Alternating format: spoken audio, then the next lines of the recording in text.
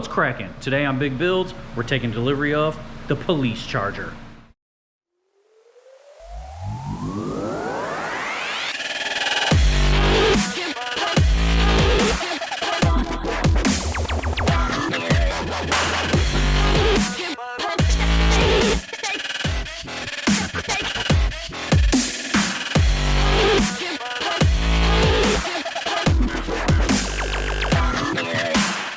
Dun dun dun.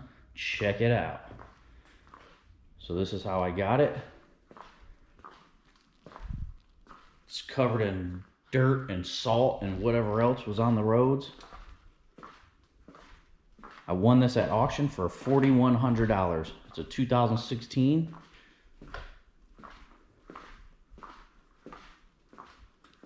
Runs and drives. There is undercarriage damage. Let me show you the inside.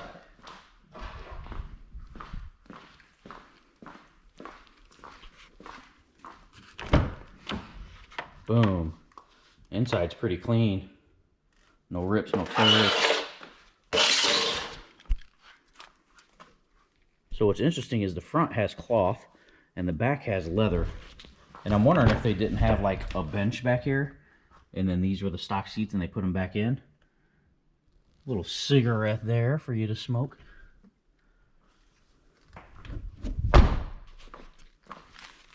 But it runs, drives, starts right up.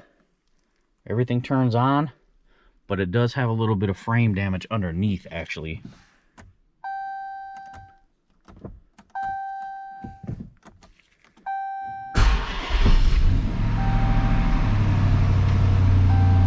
Starts right up.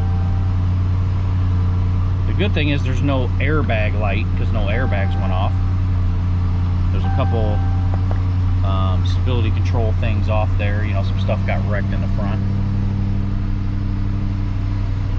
And it has, the center console is missing here obviously, but they sell one that goes right here that has an armrest for like 150 bucks. So I'll probably be getting that. And I have the bigger screen for this. So this looks like it does just come right out there, and I have the bigger screen that goes in there from another car. Now I'll show you the best part of this car, why I wanted it. 4,100 bucks was a steal no matter how you look at it because of this. That's the Police Interceptor motor from Dodge, and I'm pretty sure that's what they call it too. I looked it up, and this thing actually is 370 horsepower, 390 foot-pounds of torque, and it has something where when you're driving, it drops down to four cylinders, and it gets like 35 or 37 miles to the gallon on the highway, which is insane for a V8. So it looks like they left some of the, obviously cut some of the lights out. They left some of the stuff here. I'll lift it up and show you the damage underneath in a minute. But for right now, I'm gonna go ahead and clean this car up just to get this salt and stuff out of it, or off of it. And I'll get back to you. Peace.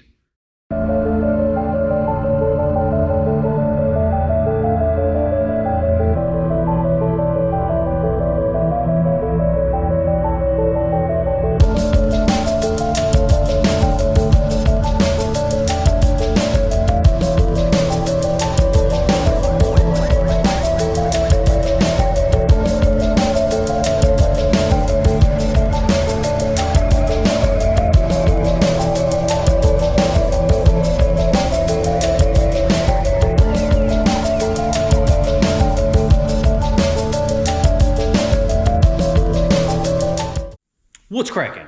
All right, so I got it all cleaned up. This is what it looks like.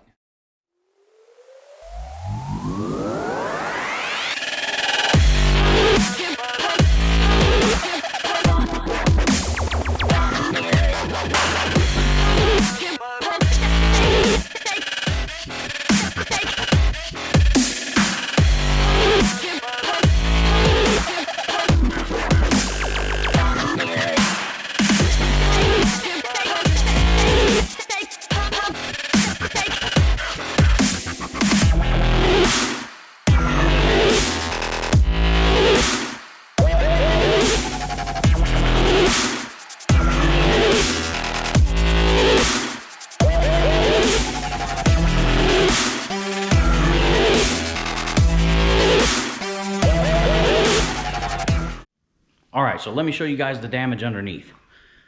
Needs a whole new subframe. When I saw that, I was like, wow, this is gonna be expensive. Looked online, right from the dealer, it was only like $550 shipped to the door. I thought about getting a used one. You can get used on $250, $300, but I wanted to make sure it was straight and aligned, and I didn't want to worry about another one being bent or something. I'll show you, they actually cut this one out. Check it out.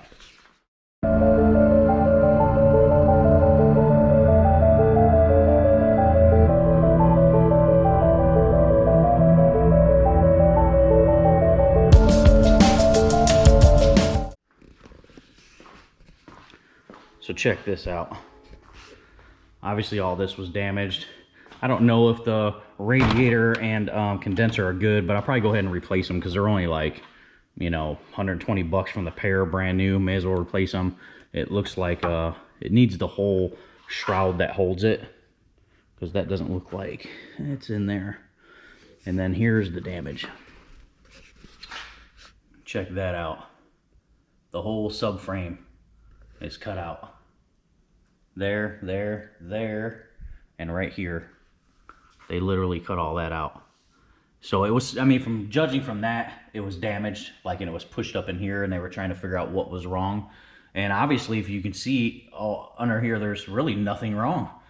I mean, the control arms and all that stuff, the A arms are fine. They're not even touched. Even that one, that's kind of up in that mount there, looks pretty good. So what I'll do is, you know, hold all this motor and trans up from the top of the car, and I'll just take these 4 corners off here, and I'll put the new subframe in, mock it all up, tighten it all down, and the car should be good to go. I mean, obviously there's probably gonna be little stuff here and there that I'll need, but that's pretty much looks like the damage. There's a bell housing inspection plate that's open, and I can't find that inspection plate anywhere, so I'm gonna be making that myself. So stay tuned for that. Oh yeah, so here's the lower mount for this radiator. So it definitely needs the lower support, which is nothing. That's a pretty easy piece. I bought that on a couple cars that I've built, and here we go. There's the damage. That's why I was gonna replace it anyway. I know that's not holding no AC. But other than that, you can see that's pretty much all I gotta do. And I'm gonna put a Hellcat front end on it. I was gonna put a Hellcat hood, but that hood is like flawless. And I'm probably gonna put the wing on the back. I'm gonna put some different rims on it. And I actually got the bigger TV for the inside, because this has the smaller one. So I got the bigger TV for the inside of this with the computer. I'll be installing that. I'm gonna remove that cop light, paint that whole pillar, bodywork it. And these right here are real hazy inside. So I don't know. I'd like to keep them because I think they are the police ones that have this, because I have another Charger and I don't think they have this little LED light right here. If anybody knows, leave it in the comments if you're even watching my videos. So, but they're good lights. I mean, they're really good lights. So I think, oh yeah, I think maybe I can separate these and heat the glue up, separate these and clean all that out inside and make these look really, really nice. I'd like to keep them, definitely, just because I think they are police headlights, and the pair brand new is like $550. So I like to budget build this one because I may keep it and drive it. Same with this one, a little hazy inside. But that's about it. That's about all the damage I see. This thing starts, runs, drives. I mean, it obviously wobbles around without the subframe in there, but other than that, I think that's all this car is gonna need. Thanks again for watching my videos. If you like my channel, make sure to hit the subscribe button and the like button. And if you have any advice for me, leave it in the comments section. For instance, these headlights, like I was saying, I've never opened them. I'd like to open them up, clean them up, put them back together. If someone out there has done it, that has watched this video, if anybody is watching this video, make sure to leave it in the comments section for me so I can take your advice and do it. And I'll give you a little shout out too for helping me out. And just like somebody on my barrel heater, they gave me some advice about putting the flue from the bottom to the top so I could adjust it. Awesome, awesome. That was a great comment. Really helped me out. Because if I would have kept that down there like the kit said, I wouldn't have been able to adjust the heat up here. So, thanks for that. And again, thanks again for watching. hit the subscribe button. Let's build some dope rides.